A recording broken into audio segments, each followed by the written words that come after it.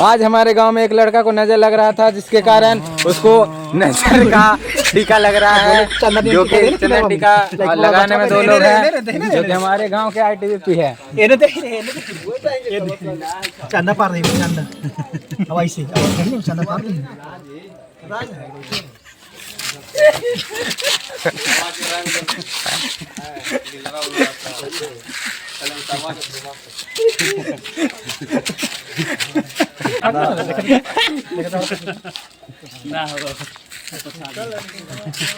रे वीडियो ना बन के लोग दिखाई देखी रे देखी